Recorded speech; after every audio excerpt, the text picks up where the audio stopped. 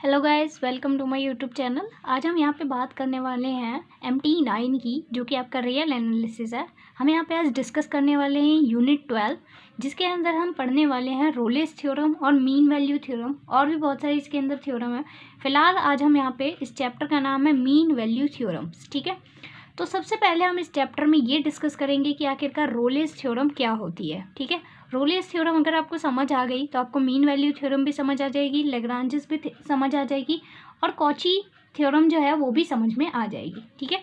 तो पहले हम यहाँ पे बात करेंगे कि आखिरकार रोलेस थ्योरम क्या होती है। अगर आपको वीडियो अच्छी लगती है तो वीडियो को लाइक कर देना प्लीज़, और चैनल को सब्सक्राइब करना मत भूलना, ओके। तो यहाँ पे हम बात कर लेते हैं कि रोलेस थ्योरम क्या होती है, ठीक है। तो इसमें कहता है let f a b tends to R. हमारे पास एक फंक्शन दिया जाएगा जो ए बी इंटरवल के अंदर होगा, आर से बिलोंग करता हुआ, be continuous on a b, जो कि हमारे पास क्लोज इंटरवल ए बी के लिए क्या होगा, कॉन्टिन्यूस होगा, and differentiable on a b, ठीक है, वो भी ओपन इंटरवल। हमेशा याद रखना है जब भी कॉन्टिन्यूस की बात आती है तो हम क्लोज इंटरवल के ऊपर रखते हैं, ठीक है, और जब डिफरेंशिएबल की बात आती है तो वो हम ओपन इंटरवल के ऊपर करते हैं, ठीक है। याद रखना है इस चीज़ को, क्योंकि कॉन्टिन्यूस के अंदर हम ये जो पॉइंट्स होते हैं ना, ये जो कॉर्नर पॉइंट्स होते हैं, इनको भी इंक्लूड करके चलते हैं, लेकिन जो हमारा डिफरेंशिएबल होता है ना, उसके अंदर हम इन कॉर्नर पॉइंट्स को इंक्लूड नहीं करते हैं, ठीक है। Such that f a equals to f b, ठीक है। इस तरीके से ये कॉन्टिन्यूस डिफरेंशिएबल होने चाहिए कि एफ ए फंक्शन के लिए ए की वैल्यू और फंक्शन में जब हम बी की वैल्यू डालें तो दोनों ही आपस में इक्वल हो जाने चाहिए, ठीक है।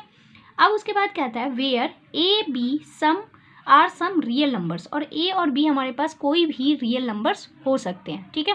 फिलहाल हम इतनी दूर की बात कर लेते हैं कि आखिरकार इसका कहने का मतलब क्या है। तो चलो देखते हैं। आपको पता ही होगा कि कॉन्टिन्यूस और डिफरेंशिएबल का मतलब क्या होता है। कॉन्टिन्यूस का मतलब ये होता है कोई एक फंक्शन, अगर हम ग्राफ की बात करें तो जैसे कि मान के चलो हमारे पास यहाँ पे एक ग्राफ ड्रॉ कर लेते हैं हम, ठीक है, इस तरीके से, पहली कंडीशन का। यहाँ पे अब हमारे पास क्या है, एक पॉइंट ए मान लेते हैं और दूसरा पॉइंट हम बी मान के चलते हैं। मान के चलो यहाँ पे हमारे पास एक पॉइंट है x इक्वल्स टू ए, ठीक है, और यहाँ पे हमारे पास जो पॉइंट है वो है आपका x इक्वल्स टू बी, ठीक है। अब इनके लिए इसने बोला था जब कॉन्टिन्यूस की बात होगी तो इन कॉर्नर पॉइंट्स को भी आपको इंक्लूड करते हुए चलना है, ठीक है। और तो इसके लिए ये कहता है कि इन कॉर्नर पॉइंट्स के ऊपर भी जो हमारे पास एफ ए इक्वल्स टू में एफ बी आना चाहिए, ठीक है। तो मान के चलो कि एफ ए की वैल्यू हमारे पास कुछ यहाँ आ जाती है और एफ बी की वैल्यू भी यहाँ आ जाती है, क्योंकि दोनों इक्वल दे रखे हैं इसने, तो जो इनकी हाइट होगी वो भी क्या होगी, सेम होगी, ठीक है। अब उसके बाद मान के चलो मैं इसको डॉटेड लाइन से इंक्लूड कर देती हूँ, ठीक है, इस तरीके से मैं यहाँ पे बना देती हूँ इसे। अब ये जो पॉइंट्स थे आपके पास, ये जो पॉइंट्स थे, इनके ऊपर हमें क्या बनाना होता है, कॉन्टिन्यूस है और डिफरेंशिएबल भी है। आपको पता होगा कॉन्टिन्यूस और डिफरेंशिएबल का मतलब क्या होता है। जब हम कॉन्टिन्यूस की बात करते हैं तो एक ऐसा ग्राफ होना चाहिए जो कहीं से भी ब्रेक ना हो, ठीक है, और डिफरेंशिएबल का मतलब होता है कर्व, ठीक है, इस तरीके का कोई भी एक कर्व, ठीक है। तो इस ये जो कर्व होता है ना, इसको हम क्या कहते हैं, डिफरेंशिएबल कहते हैं, ठीक है। जैसे आपने पढ़ा होगा ना, ये इस तरीके से होता है, y इक्वल्स टू में एफ एक्स होता है। एफ एक्स हमारा कोई भी फंक्शन हो सकता है, और यहाँ पे ये गिवन कर्व के लिए ही ज़्यादातर होता है, ठीक है। और यहाँ पे ये भी आपको पता होगा कि एफ डैश एक्स जो होता है, इसको हम क्या कहते हैं, इसको हम स्लोप कहते हैं, है ना।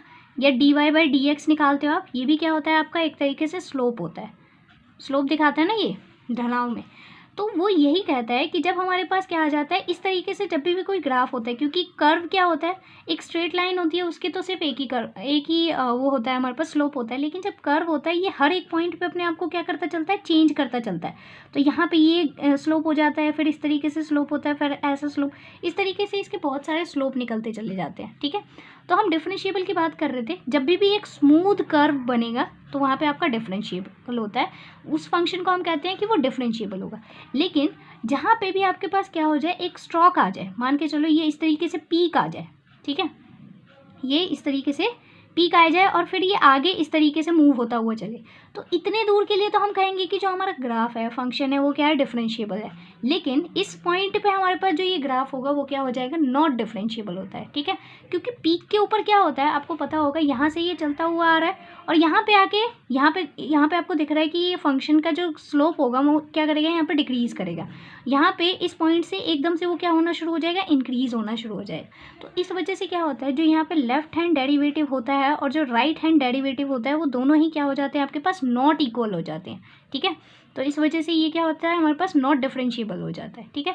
तो हमेशा याद रखना, जब भी ये पीक आ जाएगी इस तरीके से तो फंक्शन हमारा क्या हो जाएगा, नॉट डिफरेंशिएबल हो जाता है। Is that clear. तो हम यहाँ की बात कर रहे थे फिलहाल। तो कॉन्टिन्यूस का मतलब क्या होगा, हमारे पास इस पॉइंट पे कॉन्टिन्यूस और डिफरेंशिएबल दोनों है। तो इसका मतलब क्या है, एक स्मूथ सा कर्व बनेगा इसके ऊपर इस तरीके से, ठीक है। समझ आ गया आपको, एक स्मूथ सा कर्व बनेगा।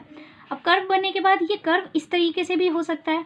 दूसरा एक और बना देती हूँ मैं कंडीशन, यहाँ पे एक कंडीशन और ड्रॉ कर लेते हैं हम यहाँ पे।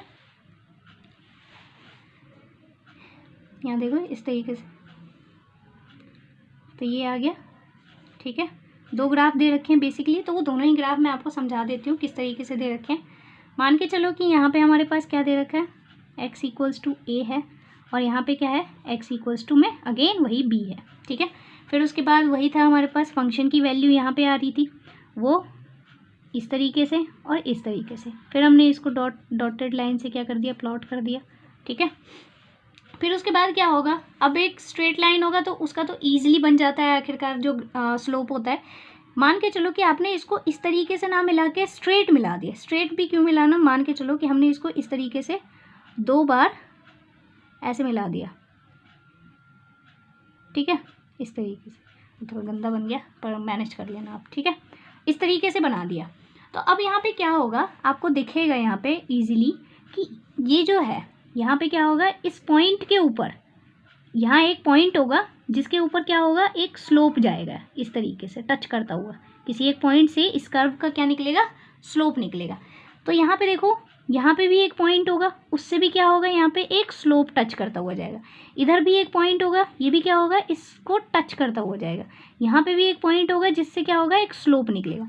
अब ध्यान देने वाली चीज़ ये थी, डेफिनेशन के अकॉर्डिंग कहता है कि जो ये आपका स्लोप होगा ना, ये वाला स्लोप, ये क्या होगा, इस ए और बी के अंदर ही होना चाहिए, ठीक है। ये जो स्लोप का पॉइंट है ना जहाँ से निकलेगा, वो ए और बी इंटरवल के अंदर ही होना चाहिए, बाहर नहीं होना चाहिए, ठीक है।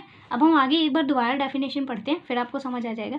इसने बोला था कि हमारे पास एक ऐसा फंक्शन है ए और बी के लिए जो रियल नंबर से ये इंटरवल बिलोंग करेगा, बी कॉन्टीन्यूस ऑन, इस हमारे पास क्लोज्ड इंटरवल के लिए फंक्शन जो होगा वो कॉन्टीन्यूस होगा, और ओपन इंटरवल के लिए वो क्या होना चाहिए, डिफरेंशिएबल होना चाहिए, सच दैट, इस तरीके से कि एफ ए इक्वल्स टू में एफ बी के भी होना चाहिए, ठीक है।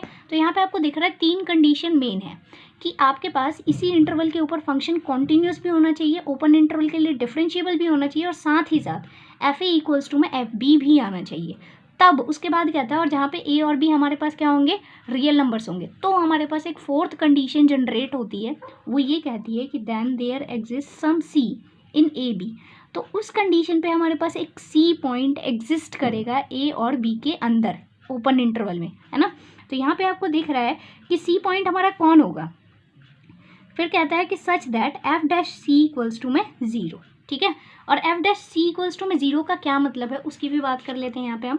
एफ डैश सी मतलब ये जो होता है, मैंने आपको बताया कि एफ डैश एक्स जब भी आपका 0 होता है, ठीक है, एफ डैश एक्स को अगर हम 0 के इक्वल में रखते हैं तो इसका मतलब क्या हो जाता है, इसका मतलब होता है हमारे पास कि ये, चलो सी की बात कर लेते हैं जब यहाँ पे बात कर रहे हैं। तो एफ डैश सी का मतलब क्या है, यहाँ पे slope at x equals to c, ठीक है। स्लोप है हमारे पास किसके लिए, एक्स इक्वल्स टू सी के लिए क्या है हमारे पास, स्लोप है at x equals to c point पे, किसी एक सी पॉइंट पे हमारे पास क्या है, स्लोप बनता है, ठीक है। और यहाँ पे स्लोप का, यहाँ पे बोल रखा है ना इसने कि स्लोप का मतलब क्या है, यहाँ पे डिफरेंशिएशन जो है वो 0 है ना। तो इसका मतलब क्या होता है, स्लोप इक्वल्स टू में 0। और स्लोप जब भी किसी भी ग्राफ का हमारे पास 0 हो जाता है तो इसका मतलब क्या है कि ग्राफ जो होगा वो क्या होगा, आपका हॉरिजॉन्टल होगा, ठीक है, हॉरिजॉन्टल ठीक है। एक हॉरिजॉन्टल लाइन में बन रहा है ना, इस तरीके से हॉरिजॉन्टल लाइन में बनता हुआ चला जाएगा, ठीक है। या हम इसको ये भी कह सकते हैं कि एक्स एक्सिस की क्या होगा, आपका पैरेलल आएगा हमेशा, ठीक है। पैरेलल होगा किसके, एक्स एक्सिस के। आई होप आपको इतना क्लियर हो गया होगा कि क्या बताना चाहती हूँ मैं। तो आपको दिख रहा है कि यहाँ पे हमारे पास क्या है, स्लोप जो है वो क्या हो गया है, एफ डैश सी रखते के साथ ये 0 हो जाएगा। और सी हमारे पास एक ऐसा पॉइंट होगा जो ए और बी इंटरवल के अंदर बिलोंग करेगा यहाँ पे, ठीक है। ये आपका एक भी पॉइंट हो सकता है, एक से ज़्यादा भी हो सकते हैं, कितने भी हो सकते हैं, लेकिन बस इसके अंदर ही बिलोंग करना चाहिए ऐसा पॉइंट जिस पे स्लोप की वैल्यू हमारी कितनी है, 0 आ जाए, ठीक है। इस तरीके से आपको दिख रहा है कि इसके अंदर देखो, इसके अंदर हमारे पास कितने पॉइंट्स हो गए, एक सी यहाँ पे भी आ जाएगा, एक सी यहाँ पे भी होगा, एक सी यहाँ पे भी होगा, इस तरीके से, है ना। तो इस तरीके से ये सारे के सारे किसके अंदर है, ए और बी के अंदर ही तो है, बाहर तो नहीं है ना। तो ये डेफिनेशन कहना चाहता है। अब आप चाहो तो इसको नोट कर लो, आपको ज़्यादा अच्छे से समझ आ जाएगा ये, ओके। उसके बाद देखो आगे अब हम बात कर लेते हैं, ये इतना समझ आ गया आपको। अब देखो इसकी मेन कंडीशंस क्या होती है उसके बारे में बात करते हैं। रोलेस थ्योरम प्रूव करने के लिए आपको 3 कंडीशन जो होती है वो मेन होती है, फिर उसके बाद हम चौथी कंडीशन जो होते हैं उसके बाद जनरेट करते हैं, ठीक है। तो 3 कंडीशंस कौन सी होती है उसको लिख लेते हैं हम। यहाँ पे लिखता है रोलेस थ्योरम के लिए आपके पास क्या क्या 3 कंडीशंस इंपॉर्टेंट होती है। तो सबसे पहला होता है, ये तो आपको गिवन ही होगा, फंक्शन, ठीक है, a, b टेंड्स टू, जो कि आपके पास रियल नंबर के लिए होगा, ठीक है। पहली कंडीशन होती है कि आपके पास जो गिवन फंक्शन है वो क्या होना चाहिए, कॉन्टीन्यूअस होना चाहिए, ठीक है। पहली कंडीशन कॉन्टीन्यूअस होना चाहिए। दूसरी कंडीशन है कि डिफरेंशिएबल होना चाहिए, ठीक है। दूसरी कंडीशन डिफरेंशिएबल होना चाहिए। तीसरी कंडीशन हमसे कहता है कि क्या होना चाहिए, f a equals to f b के होना चाहिए, ठीक है। ये 3 मोस्ट इंपॉर्टेंट कंडीशन है। जब ये तीनों कंडीशन सेटिस्फाइड हो जाती है तो हमारे पास एक चौथी कंडीशन आती है। वो चौथी कंडीशन ये होती है कि एफ डैश सी जो है इक्वल्स टू में जब हम उसे 0 रखेंगे, 0 रख के यहाँ से हम सी निकालते हैं अपना, ठीक है। और सी आपका ऐसा आना चाहिए जो किससे बिलोंग करता हो, आपके पास ओपन इंटरवल a, b से बिलोंग करता हो, ठीक है। अगर ये चारों कंडीशन आप प्रूव कर देते हो तो आपकी रोलेस थ्योरम जो होती है वो सेटिस्फाइड हो जाती है किसी भी क्वेश्चन के लिए, ओके। तो चलो अब हम एक क्वेश्चन करते हैं ताकि अच्छे से हमें समझ आ सके कि इसका वर्किंग प्रोसीजर कैसा होता है। अब जैसे यहाँ पे क्वेश्चन दे रखा है, verify Rolle's theorem for the function y equals to में x square plus 2 x belongs to, यहाँ पे हमें क्लोज इंटरवल दे रखा है -2, 2, ठीक है। अब हम यहाँ पे बात कर लेते हैं, 3 फेवरेबल कंडीशंस थी हमारे पास, उसको सबसे पहले हम प्रूव करेंगे। तो सबसे पहले यहाँ पे देख लो, आपको फंक्शन गिवन है, इसको हम मान के चल लेते हैं। y इक्वल्स टू में हमारे पास क्या दे रखा है, ये दे रखा है, तो y को हम मान के चल लेते हैं f(x) है, ठीक है। हमारे लिए सुटेबल हो जाएगा, आसानी हो जाएगी। f(x) इक्वल्स टू में मान लिया हमने कि x स्क्वायर प्लस 2 दे रखा है। अब आपको पता ही है कि ये हमारा क्या है, एक पॉलिनोमियल फंक्शन है। जितने भी पॉलिनोमियल फंक्शन होते हैं वो सब के सब क्या होते हैं, क्लोज्ड इंटरवल के लिए कॉन्टिन्यूस होते हैं और साथ ही साथ डिफरेंशिएबल वही होते हैं, ठीक है। तो बस आपको कुछ भी नहीं करना, एक सिंपल सी डेफिनेशन लिखनी है यहाँ पे। तो हम इसको यहाँ पे लिख देंगे, we know that f x equals to x square plus 2 is continuous. आप चाहो तो इसे प्रूफ करके देख लेना, ठीक है। इन, जब हम कॉन्टिन्यूस दिखाएंगे तो क्लोज इंटरवल ले लेते हैं, ठीक है, ओके, याद रखना है इस चीज़ को। एंड डिफरेंशिएबल, जब डिफरेंशिएबल की बात होगी तो यहाँ पे क्या हो जाएगा, ओपन इंटरवल, ओके। इन किसके अंदर हमारे पास -2, 2, ठीक है, ओपन इंटरवल ले लेंगे यहाँ पे। तो अब ये 2 कंडीशन तो प्रूव हो गई। तीसरी कंडीशन थी कि हमें क्या दिखाना होता है, एफ ए इक्वल्स टू में एफ बी के दिखाना होता है। तो अब यहाँ पे हमारे पास a क्या है, -2, b क्या है हमारा 2। तो अब यहाँ पे लिख लेंगे हम एफ ए इक्वल्स टू में, अब एफ ए हमारे पास क्या हो जाएगा, f-2 निकालना है अब हमें। तो -2 जो ये आपका एफ एक्स है, इसके अंदर -2 पुट करो x की जगह, तो क्या हो जाएगा ये -2 की स्क्वायर प्लस 2, तो आंसर क्या आएगा यहाँ पे 6। इसी तरीके से अब अपना एफ बी निकालो, एफ बी क्या हो जाएगा, यहाँ पे क्या दे रखा है, b की जगह 2, तो यहाँ पे क्या हो जाएगा इस तरीके से 2 की स्क्वायर प्लस 2, ठीक है। तो ये भी कितना आ गया 6। तो आपको दिख रहा है ये दोनों ही आपस में इक्वल होगा, तो इसको हम लिख देंगे हैंस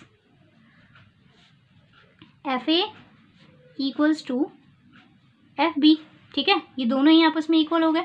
जब ये तीन कंडीशन सेटिस्फाइड हो जाती है तो अब हमें दिखाना होता है कि इनके बीच में एक पॉइंट सी लाई करता होगा। ठीक है, तो सी कैसे निकालना होता है, हमें सबसे पहले क्या निकालना होगा, एफ डैश एक्स निकालना होगा। ठीक है, तो एफ डैश एक्स निकालोगे, ये आपका गिवन फंक्शन है, इसका डिफ्रेंशिएशन करो तो क्या आ जाएगा 2x। ठीक है, कांस्टेंट है तो उसका तो 0 ही हो जाएगा। तो एफ डैश एक्स निकल गया आपका। अब आपको क्या करना होता है, सी निकालना होता है, तो एक्स की जगह बस आपको क्या पुट करना है, सी पुट कर देना है। तो ये क्या हो जाएगा आपका 2c हो जाएगा। अब इसको हमें 0 के इक्वल में पुट करना होता है सी की वैल्यू फाइंड करने के लिए। तो यहाँ पे हम लिख लेंगे कि f dash c equals to में यहाँ पे क्या हो गया 0। अब इसको रख दो तो यहाँ पे क्या आ जाएगा 2c इक्वल्स टू में 0। तो c की वैल्यू यहाँ से कितनी आएगी 0। अब देखो क्या 0 हमारा -2,2 के अंदर बिलोंग करता है या नहीं करता। ठीक है, तो यहाँ आपको दिखेगा जैसे कि ये है, यहाँ पे क्या है -2 है और यहाँ पे क्या है 2 है। तो ऑब्वियस सी बात है 0 जो है वो इसके अंदर बिलोंग करता है, आता है ना इसके बीच में 0। तो इस वजह से हम कह देंगे कि जो हमारा c है, c इक्वल्स टू में 0 है, ये क्या है बिलोंग करता है किससे, क्लोज इंटरवल -2,2 से। ठीक है, तो इस वजह से हम लिख देंगे hence Rolle's theorem is verified. ठीक है, आई होप आपको समझ आ गया होगा कि इसको क्वेश्चन को हम किस तरीके से करते हैं जब भी रोले थ्योरम को प्रूव करने की बात आती है। अब एक दो और इम्पॉर्टेंट क्वेश्चन करते हैं हम इसके। देखो यहाँ नेक्स्ट क्वेश्चन दे रखा है, verify Rolle's theorem for the function F defined by. Function हमें दे रखा है और इसके लिए आपको क्या करना है, रोलेस थ्योरम वेरीफाई करनी है। F x equals to x minus a की whole power m, x minus b की whole power n for all x जो है आपके पास बिलोंग करेगा a कॉमा बी से। ठीक है, close interval where m and n are positive integer, जहाँ पे m और n जो है दोनों के दोनों क्या है आपके पॉजिटिव इंटीजर है। ठीक है, तो यहाँ पे भी आपको दिख रहा है कि ये हमारे पास क्या है, एक तरीके का पॉलिनोमियल फंक्शन ही है। तो इस वजह से ये भी क्या होगा, कॉन्टिन्यूस होगा और डेरिवेबल होगा। ठीक है, तो इस वजह से हम यहाँ पे लिख लेंगे आंसर। ठीक है, सबसे पहले आपका एफ एक्स लिख लेते हैं। एफ एक्स क्या दे रखा है, एक्स माइनस ए की whole power m, x minus b की होल पावर एन। ठीक है, अब इसको आप कैसे लिखोगे, फिर बस लिख दो इसे, we know that f x equals to x minus a की होल पावर एम, ठीक है, एक्स माइनस बी की whole power n, okay, is continuous. Okay, continuous यहाँ पे लिख लेते हैं in close interval a comma b. ठीक है, एंड डिफरेंशिएबल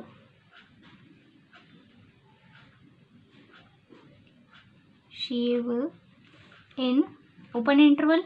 ठीक है, क्या है a कॉमा बी। ओके, अब हमें निकालना है अपना एफ ए और एफ बी। ठीक है, यहाँ फंक्शन लिख दिया मैंने, तो ये आपको फंक्शन दे रखा था। अब आपको क्या निकालना है, अपना एफ ए निकालना है। तो एफ ए क्या आ जाएगा, आप यहाँ पे पुट करोगे a माइनस ए की होल पावर m हो जाएगी, यहाँ पे क्या हो जाएगा a माइनस बी की होल पावर n हो जाएगी, ये 0 हो जाएगा, 0 से मल्टीप्लाई होगा तो ऑब्वियस सी बात है एफ ए की वैल्यू 0 आ गई। इसी तरीके से हम अपना एफ बी निकालेंगे। यहाँ पे आपको क्या रखना है, यहाँ पे क्या हो जाएगा b माइनस ए की होल पावर m और b माइनस बी हो जाएगा और इसकी होल पावर n।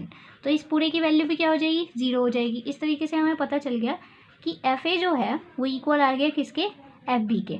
ठीक है, अब ये जब इक्वल आ गया है तो अब उसके बाद हमें क्या करना होता है, तीनों कंडीशन सेटिस्फाइड हो गई। अब हमें फोर्थ कंडीशन की तरफ बढ़ना है जिसके अंदर हमें सी फाइंड करना होता था उस इंटरवल के बीच में। ठीक है, अब हम निकालेंगे अपना एफ डैश एक्स। सबसे पहले हम अपना एफ डैश एक्स निकालते हैं। तो ये आपको फंक्शन दे रखा है, इसको आपका क्या करना है, डिफरेंशिएशन करना है। तो इसमें क्या लगेगा, प्रोडक्ट रूल लगेगा। तो यहाँ पे क्या हो जाएगा, हम फर्स्ट वाले का डिफरेंशिएशन कर लेते हैं तो m आ जाएगा, इसमें चेन रूल लगेगा और x माइनस ए हो जाएगा और इसकी होल पावर m माइनस 1 हो जाएगी। ठीक है, फिर अंदर डिफरेंशिएशन करोगे तो ये क्या हो जाएगा आपका 1 ही हो जाएगा, तो इसको छोड़ देते हैं और सेकेंड वाला एज इट इज़। ठीक है, चेन रूल तो आता ही होगा। फिर उसके बाद क्या होता है, प्लस लगाते हैं। अब फर्स्ट वाला एज इट इज़ लिखेंगे x माइनस ए की होल पावर m। अब सेकंड वाले का आपको डिफरेंशिएशन करना है, तो पहले पावर का डिफरेंशिएशन होगा, पावर आगे आएगी और पावर में से एक क्या हो जाएगा, माइनस हो जाएगा। ठीक है, तो यहाँ पे लिखा हुआ है n-1, ठीक है, समझ जाना आप। उसके बाद अब हम इसको लिख लेते हैं तरीके से थोड़ा। तो यहाँ पे क्या हो जाएगा, m x की पावर x माइनस a की power m-1 x minus b की whole power n plus x minus a की होल पावर m, और मल्टीप्लाई में यहाँ पे आया था हमारे पास क्या, n x माइनस b की होल पावर n-1, ठीक है, यही आया था। अब हम इसके अंदर से क्या निकाल लेते हैं, कॉमन ले लेते हैं। f dash x equals to में इस पूरे में से हम क्या कॉमन लेंगे, सबसे पहले यहाँ से हम कॉमन लेते हैं x माइनस a की होल पावर m-1, क्योंकि जो छोटी वैल्यू होती है वही कॉमन में आती है। तो यहाँ पे m-1 है, यहाँ पे m है, तो m-1 हमने क्या कर लिया, कॉमन ले लिया, ठीक है। अब उसके बाद क्या हो जाएगा, जैसे ही आप कॉमन लोगे और फिर उसके बाद क्या कॉमन ले सकते हैं, n-1 है, n इसके पास भी है तो n से छोटा है, तो यहाँ पे क्या हो जाएगा, x माइनस b की होल पावर n-1 कॉमन आ जाएगा, ठीक है। अंदर क्या बच जाएगा, अंदर बचेगा यहाँ पे सिर्फ m, ये पूरा बाहर है। यहाँ पे क्या बच जाएगी, यहाँ पे अगर देखो आपको कॉमन लेना नहीं पता कि हमने इसको कैसे लिया है, तो चलो मैं आपको बता ही देती हूँ कि कैसे किया था हमने इसको। अब देखो हम इसको क्या करेंगे, f डैश x है जैसे कि इस तरीके से, तो यहाँ m लिखा, x माइनस a m-1, ठीक है। अब इसको क्या करेंगे, हम n से मल्टीप्लाई करेंगे और x माइनस a से ही मल्टीप्लाई और x माइनस a से ही डिवाइड करेंगे, ताकि हम इसकी तरह बना सकें। तो x माइनस b हो गया, n मल्टीप्लाई में x माइनस b से ही मल्टीप्लाई और x माइनस b से ही क्या कर दिया हमने, डिवाइड कर दिया, ठीक है। इतना ख़त्म हो गया। अब इस वाले टर्म की बारी, तो यहाँ लगा देती हूँ मैं प्लस। अब हमें क्या करना है, m-1 कॉमन लेना है, तो इसको भी बनाना पड़ेगा। तो x माइनस a की power m as it is, इसको भी एक बार x माइनस a से मल्टीप्लाई और x माइनस a से डिवाइड कर दिया, ठीक है। और यहाँ पे मल्टीप्लाई में आपका चल रहा है n, और यहाँ पे x माइनस b की होल पावर n-1, ठीक है।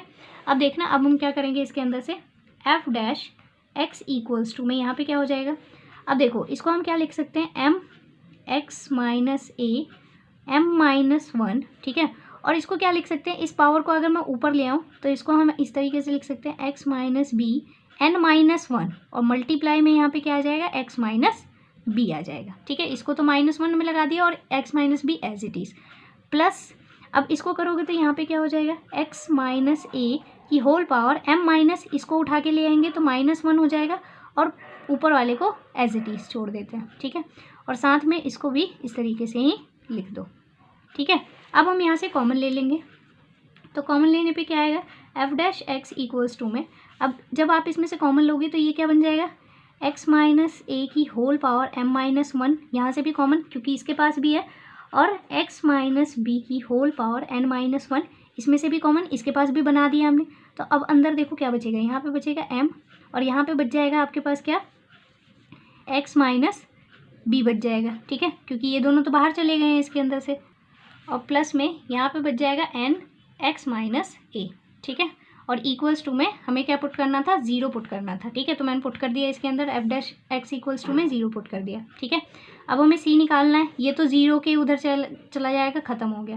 तो यहाँ पे क्या बचा, f डैश x की वैल्यू जो है वो क्या आई है हमारे पास, m x minus b plus n x minus a, ठीक है, इक्वल्स टू में 0, ठीक है। अब हमें अपना c फाइंड करना है, बेसिकली x की वैल्यू ही निकालनी है हमें ऐसी जो उस इंटरवल के बीच में से बिलोंग करते हैं, ठीक है। तो अंदर इसको क्या कर लो, मल्टीप्लाई कर लो, mx माइनस में mb प्लस nx माइनस में na इक्वल्स टू में 0। यहाँ से क्या करो, जो x वाले हैं इनको साथ में लेके x कॉमन ले लो, अंदर बच जाएगा m plus n equals to में इनको उधर उठा के रख दो, तो यहाँ पे na प्लस का हो जाएगा, ये भी इधर आएगा तो nb प्लस का हो जाएगा। तो यहाँ से x की जो वैल्यू आएगी वो कितनी आएगी, यहाँ से x की वैल्यू देखो कितनी आ जाएगी, इनको उठा के हमने इधर रख दिया तो ये प्लस के हो गए na, और ये भी प्लस का हो गया, तो यहाँ से वैल्यू कितनी आएगी, na प्लस mb, ये इसके साथ मल्टीप्लाई में है तो डिवाइड में आ जाएगा m प्लस n, ये आ गई x की वैल्यू, ठीक है। और अगर आप इसे सॉल्व करोगे तो आपको पता चल ही जाएगा कि ये जो वैल्यू है ये क्या कर रही है, ये लाई करती है किसके अंदर, a b के अंदर, ठीक है।